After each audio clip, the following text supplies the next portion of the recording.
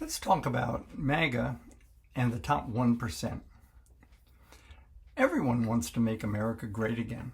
Everyone wants to go back to the days when a family could afford a house, a car, send their kids to college. But what happened? It appears that what happened was a tremendous amount of the wealth in this country moved from everyone else up until the top 1%. So this is an election year. If that was the main problem, how do the different parties stand on that disparity in wealth? Well, let's look at some of the things that Democrats are advocating. And we're talking the president on down to all the congressmen and senators and everybody else running on the Democratic side. They're pushing for a tax on wealth.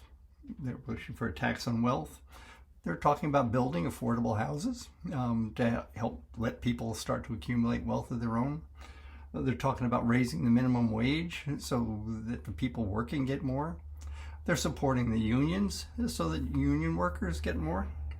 And they're talking about addressing climate change. And we can get more on that one in a little bit. But all of these things either directly move money out of the 1% back down to the people, or at the very least slow the movement of money up to the 1%. So that's what the Democrats are doing. Well, who's going to fight for the 1%? Who's going to fight for them? Well, they need a leader. They need somebody who's good at it. Donald Trump. He is way up there in the top 1%.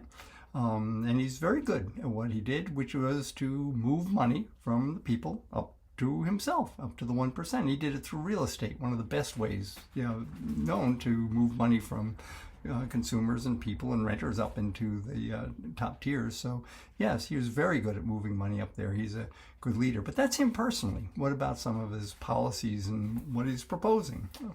Well, when president, of course, he gave tremendous tax cuts to the rich. That's kind of an obvious one.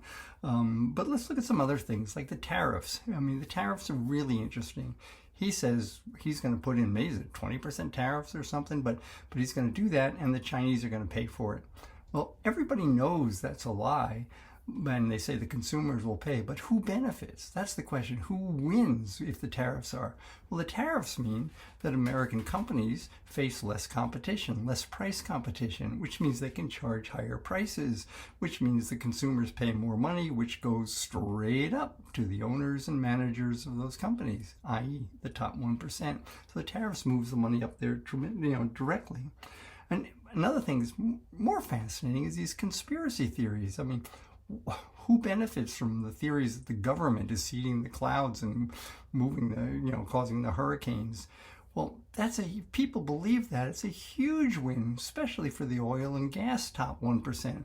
Because if people believe it's government conspiracies, governments that are creating the hurricanes and not climate change, that means they won't ask for politicians to come in there who will help, make it harder to drill, harder to get more oil, put in constraints on auto emissions and all those kind of things, spend money on renewable energy. I mean, yeah, it's a huge win for the top 1% if people believe it's the government causing the hurricanes and not climate change.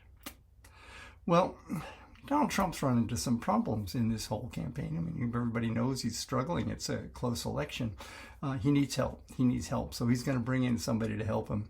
And who does he bring in? Well, who is the one individual on this planet who is literally better than anyone at moving money up to the top 1%?